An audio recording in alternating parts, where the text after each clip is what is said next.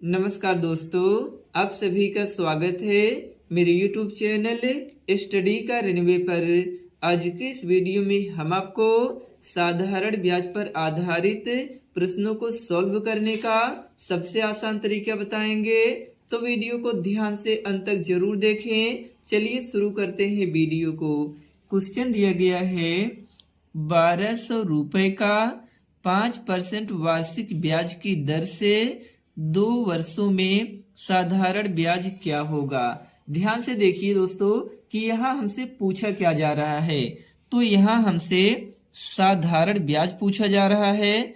तो साधारण ब्याज का फार्मूला होता है, साधारण ब्याज बराबर होता है मूलधन गुणे में दर गुणे में समय बटा में 100।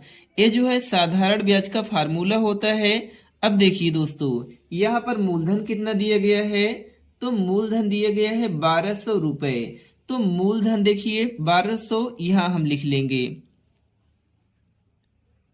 अब देखिए गुणे में दर, अब दर कितना दिया गया है, दर दिया गया है 5% वार्षिक। तो यहाँ पर हम 5 लिख लेंगे। अब देखिए गुणे में समय, अब समय कितना दिया गया है, 2 वर्षों में 2 वर्ष दिया गया है। तो हम यहाँ पर 2 लिख लेंगे और बटा का साइन लगा करके नीचे 100 है, तो यहाँ पर जो है 100 लिख लेंगे। अब देखिए दोस्तों, इसे काट लीजिए। 1 0 से कट गया, ए वाला 0 इस 0 से कट गया।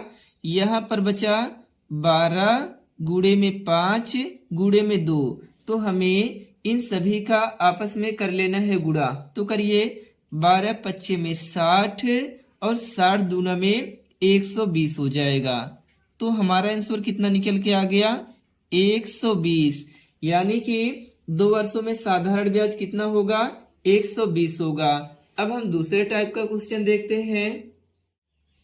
यहाँ पर दिया गया है 2500 रुपए का 5% वार्षिक दर से 219 दिन का साधारण ब्याज कितना होगा। यहाँ पर भी हमसे दोस्तों साधारण ब्याज ही पूछा जा रहा है, लेकिन एक चीज का ध्यान रखें, यहाँ दर वर्ष में है और समय दिन में है। सबसे पहले तो हम 219 को वर्ष में कन्वर्ट कर लेंगे। इसके लिए करना क्या होगा, 219 बटा में 365 कर देना होगा, 365 से भाग कर देना होगा। तो ये किस में कन्वर्ट हो जाएगा, वर्ष में कन्वर्ट हो जाएगा। अब साधारण ब्याज का फार्मूला क्या होता है, अभी मैंने बताया, फिर से लिख दे रहे हैं आपको अच्छे तरीके से समझाने के लिए। तो साधारण ब्याज बराबर होता है मूलधन गुणे में दर गुणे में समय और बटा में 100। दोस्तों इस फार्मूला को आप याद कर लीजिए, आपके बहुत काम आएगा, आपको क्वेश्चन को सॉल्व करने में आसानी होगी। अब देखिए आपका मूलधन कितना दिया गया है, तो 2500 रुपए दिया गया है। तो यहाँ पर जो है 2500 लिख लीजिए। अब जो है गुणा है, तो गुणा का साइन लगा लीजिए। अब दर कितना दिया गया है, दर हमारा है 5%। तो यहाँ पर हम 5 लिख लेंगे।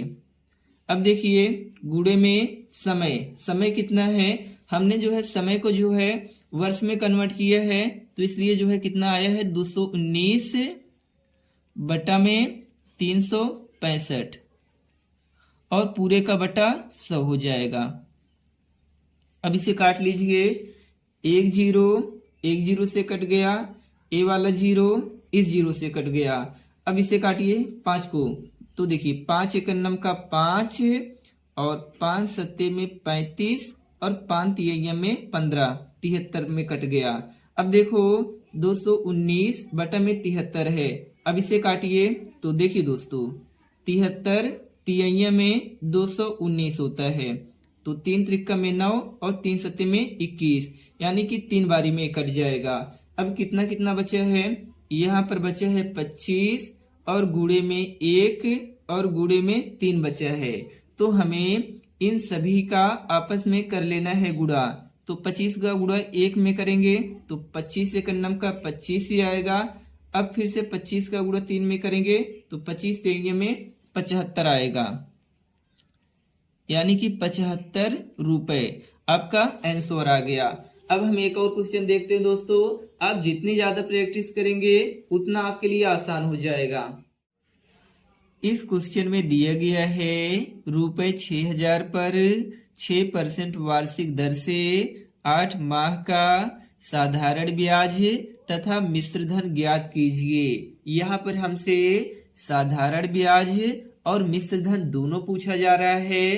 तो सबसे पहले हम साधारण ब्याज निकाल लेते हैं, लेकिन एक चीज का ध्यान दीजिए, यहाँ पर दर जो है वर्ष में है और समय आपका जो है माह में है। सबसे पहले हम इस 8 माह को वर्ष में कन्वर्ट कर लेंगे। इसके लिए क्या करना होगा, 8 में 12 से भाग कर देना होगा, तो जो है एक इसमें कन्वर्ट हो जाएगा, वर्ष में कन्वर्ट हो जाएगा।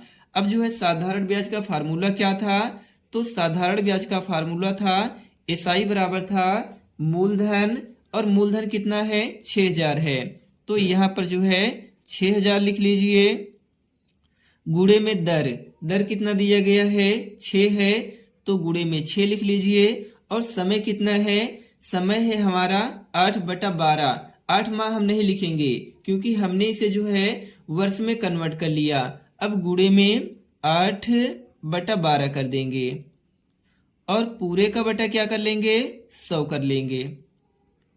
अब इसे काट लीजिए, 1 जीरो से कट गया, ए वाला 0 इस 0 से कट गया, यहाँ पर बचा 6, तो 6 कम का 6 और 6 दूना में 12। अब इसे भी काट लीजिए, तो देखिए 2 एक कम का 2 और 2 चौका में 8। अब यहाँ 4 आ गया। अब यहाँ क्या क्या बचा है, यहाँ पर बचा है 60 गुणे में 1 गुणे में 4, तो हमें इन सभी का आपस में कर लेना है गुणा। तो करते हैं 60 एक कम का 60 और 60 चौकों में कितना हो जाएगा 240 हो जाएगा। तो हमारा ब्याज कितना निकल के आ गया 240 रुपए आ गया। लेकिन यहाँ पर दोस्तों हमसे मिश्र धन भी पूछा गया है, तो मिश्र धन का फार्मूला होता है, मिश्र धन बराबर होता है मूलधन और प्लस में साधारण ब्याज, साधारण ब्याज। अब देखिए दोस्तों, यहाँ पर मूलधन कितना दिया गया है, थोड़ा सा ऊपर कर लेते हैं आपको अच्छे तरीके से समझाने के लिए। मूलधन हमारा दिया गया है 6000 रुपए, तो यहाँ पर जो है आप 6000 लिख लीजिए। अब जो है साधारण ब्याज कितना निकल के आया है हमारा 240 रुपए आया है, तो प्लस में 240 कर लीजिए। अब जो है यदि आप इसको ऐड करेंगे तो कितना आएगा, देखिए 0 0 जोड़ेंगे 0 ही आएगा, और 4 यहाँ आ जाएगा, यहाँ पे 2 आ जाएगा, और यहाँ 6, यानी कि 6240 आ जाएगा। ये आपका मिश्र धन आ गया। तो उम्मीद करते हैं दोस्तों आपने साधारण ब्याज के क्वेश्चन को बहुत ही आसानी से सॉल्व करना सीख लिया। दोस्तों यदि यह वीडियो आपको अच्छी लगी हो तो प्लीज चैनल को लाइक करिए, सब्सक्राइब करिए और अपने दोस्तों में भी शेयर करिए। मिलते हैं किसी नेक्स्ट वीडियो में, तब तक के लिए take care, bye bye, thank you.